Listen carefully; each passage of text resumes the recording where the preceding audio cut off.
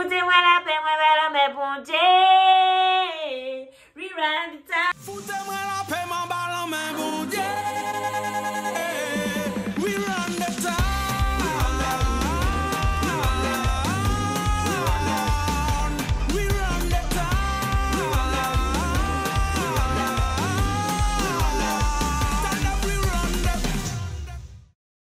Avant de commencer, n'oublie pas de t'abonner à la chaîne. Les gars, je regarde les stats. Il y a 9000 visiteurs uniques sur la chaîne et il n'y a que 800 abonnés. C'est pas normal. Tu viens régulièrement regarder les vidéos. Tu kiffes mon travail. Please, abonne-toi. Ça coûte rien du tout. Ça soutient de ouf mon taf. Ça fait plaisir. C'est super impactant. Go s'abonner, go s'abonner, go s'abonner, go s'abonner tout de suite avant de commencer la vidéo. Ok, maintenant que c'est fait, entre nous, parmi les premières choses qu'on se dit quand tu rentres au pays, t'as grossi. Like, toute ta famille, tout ton entourage est concerné par les variations de ton poids. Oui, c'est le grossi, ça qui est.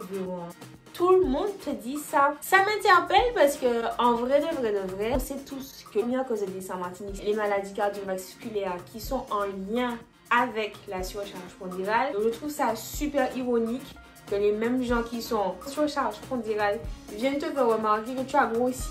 Bref, si vous me suivez sur Instagram, vous savez qu'il y a quelques semaines, j'ai pris un coach sportif pour perdre du poids. Finalement, je n'ai pas perdu de poids parce que je n'avais pas envie. Je me suis trouvée bien comme ça. Mais ça m'a quand même éveillée sur le fait que mon souci, c'est pas le sport, c'est plutôt l'alimentation. Du coup, ça m'a éveillée sur ce sujet-là qui, je pense, est un réel mal qui nous est propre, concerne beaucoup d'Antillais. Et c'est pour ça que j'en parle aujourd'hui. J'ai fait des petites recherches. Apparemment, il y a un enfant sur 4 qui est en surcharge pondérale et plus d'un adulte sur 2 qui souffre d'obésité. C'est une vraie maladie. Ça touche particulièrement les femmes, plus les femmes que les hommes. Enfin, les femmes sont particulièrement touchées par une surcharge pondérale abdominale, donc le gros ventre. Plusieurs raisons sont mises en cause par rapport à cette particularité de la population martiniquaise. On parle de précarité, puisqu'il y a une corrélation entre la précarité, les inégalités sociales et l'obésité, le surpoids, les maladies cardiovasculaires, etc., etc. Moi, je vous dis ce que j'ai remarqué par rapport au sujet global, ce que j'ai observé, ce sont mes observations. Je ne suis pas sociologue, je ne suis pas martinicologue, juste une citoyenne martiniquaise qui observe et qui réfléchit et qui donne son avis. Donc, vous m'accordez la légitimité que vous voulez, mais certainement pas celle d'une personne dont c'est le métier. Moi, je pense que s'il y a autant de personnes en surpoids en Martinique, il y a plusieurs raisons. Une des raisons, l'industrie agroalimentaire qui est gangrénée, je trouve, par une multiplicité, par un pléthore de trucs sucrés.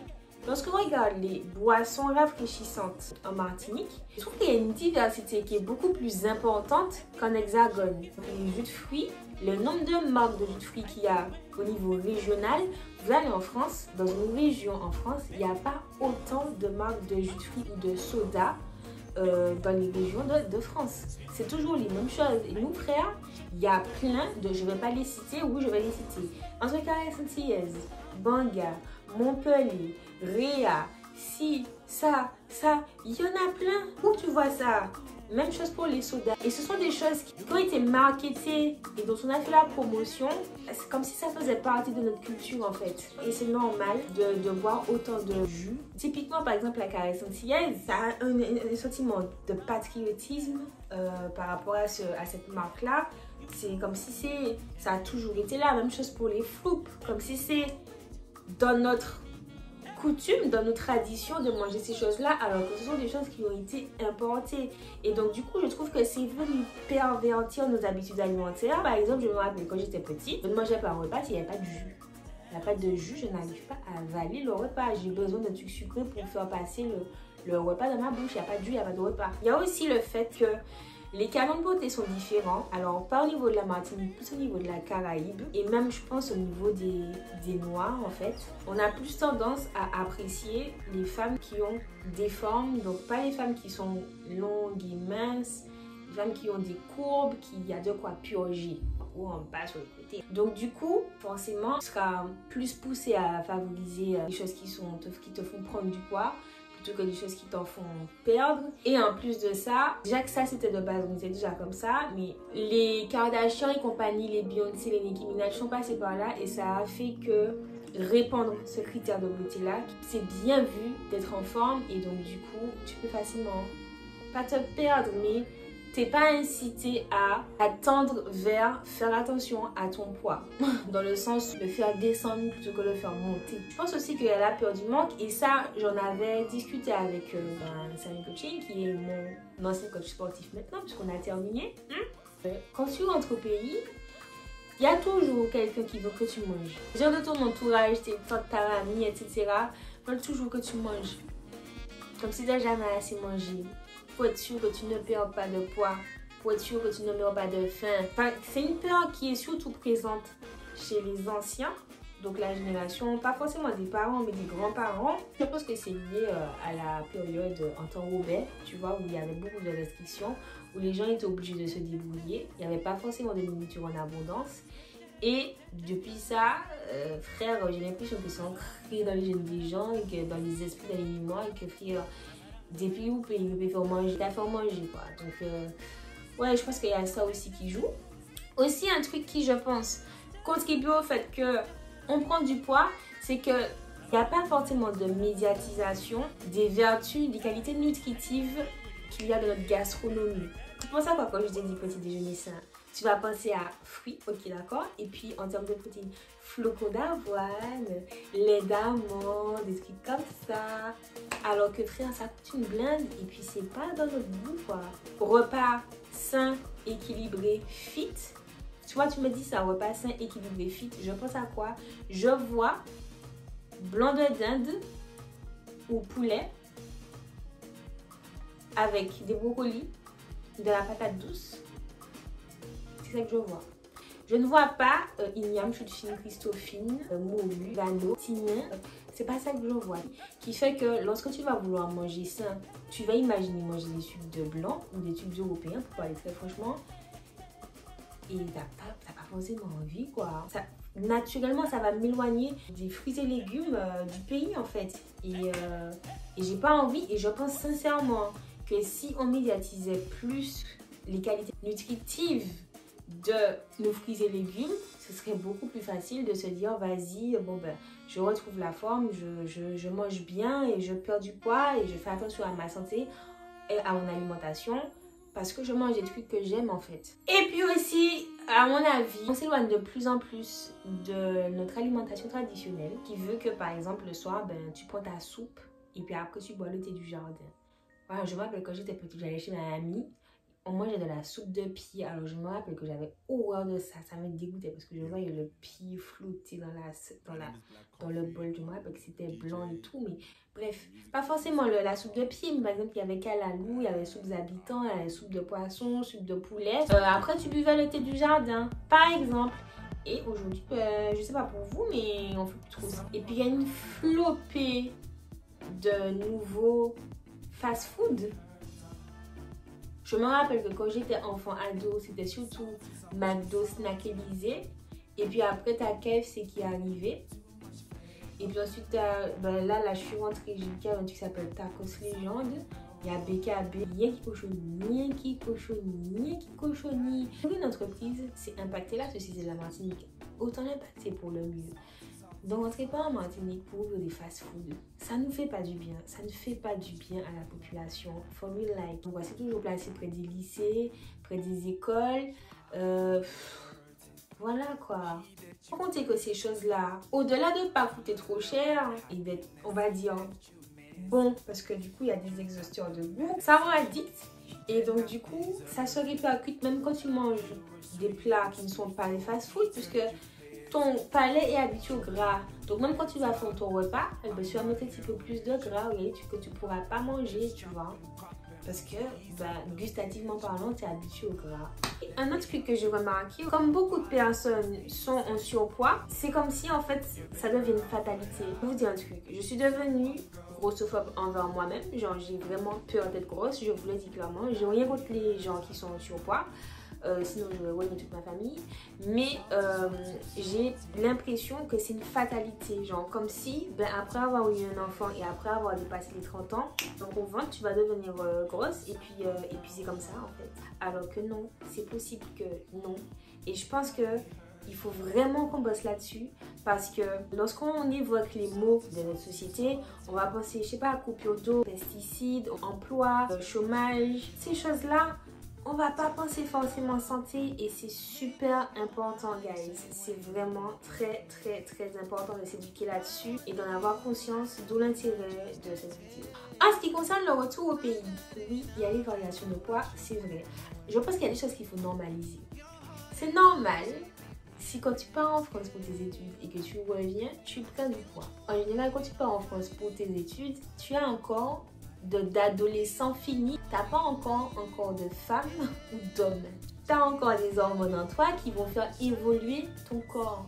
Tu peux pas, admettons que tu pars à 18 ans après ton bac et que tu reviens à 23, 25 ans, tu peux pas espérer avoir le même corps. C'est normal, si tu prends du poids c'est normal, quand ton corps évolue c'est normal, il n'y a pas de souci par rapport à ça. Il faut arrêter de mettre la pression aux gens, aux étudiants qui reviennent quand ils prennent du poids. Ouais, c'est la croissance en fait, ok, so chill out. L'hiver les gars, l'hiver frère, déjà ton corps réagit en stockant pour faire face au froid, etc. Ça déjà de base, c'est un processus physiologique qui est normal. Mais en plus de ça, quand tu ajoutes à la sédentarité quand même l'hiver, parce que quand il fait froid et qu'il fait noir à 17-18 heures, t'as pas envie de sortir. Donc tu restes chez toi. Donc tu prends un peu plus de poids parce que tu bouges moins. Which is absolutely normal. So fucking chill out. Faut arrêter de stresser les gens sur ça quand tu rentres. Moi, quand j'étais étudiante, la vérité, je vous dis quelque chose, 3 mois avant de rentrer, la pression sociale sur mon corps était tellement forte que 3 mois avant de rentrer, régime encore moins. Régime sport. Il fallait que je rentre avec le même poids de ce que j'étais partie parce que je supportais pas ça. Non seulement mon entourage me disait mais tu as grossi, ou scrutait pour savoir si j'avais grossi ou pas. La première année, je n'avais pas grossi. Mais elle dit, mais tu es resté pareil. Hein? Même quand tu ne grossis pas, on te fait quand même une remarque sur ton poids. Tu es resté pareil. Hein? Faut arrêter de foutre la pression aux gens sur les bases de ta grossi, tu n'as pas grossi. Tu pars à 18 ans, tu reviens à 25 ans, forcément tu as pris du poids, c'est normal. Tu passes des hivers, c'est normal que tu prennes du poids. Bien même, c'est important de normaliser les variations de poids. Et c'est important de faire comprendre aux gens de foutre la paix aux personnes qui rentrent au pays sur leur poids. Je pense aussi qu'il y a effectivement une réelle question de variation de poids qui se pose lorsqu'on rentre au pays. Déjà, tu es plus sédentaire quand tu es en Martinique parce que pas de transport en commun, il fait chaud. La Martinique n'est pas du tout adaptée. Je parle pour la Martinique, je ne sais pas pour la Guadeloupe, la Guyane, mais j'imagine que ça va être pareil. Elle n'est pas du tout adaptée pour les piétons. Il n'y a pas de trottoir. Les routes ne sont pas éclairées. Les transports en commun ne sont pas opérationnels. Ce qui fait que tu marches beaucoup moins. Si tu prends ta voiture, tu es assis dans ta voiture, tu arrives au bureau, tu es assis dans ton bureau. Sauf si tu fais un métier physique. Mais sinon, voilà quoi, tu ne bouges pas de ouf. Il y a aussi le fait qu'il fait beaucoup plus chaud ici. Donc des fois, tu peux être amené à manger moins parce que tu ressens moins la sensation de faim. Il y a le fait qu'on est moins connecté. Il y a aussi le fait que quand tu habites en hexagone, tu prends facilement l'habitude de passer par des Uber Eats et compagnie. Alors, il n'y a pas ça ici. Mais c'est vrai que du coup, c'est plus facile de manger dehors. Ça se normalise beaucoup plus. Alors qu'avant, c'était pour dépanner. Moi, je me rappelle que quand j'étais petite, on passe au snack vraiment pour dépanner, quoi.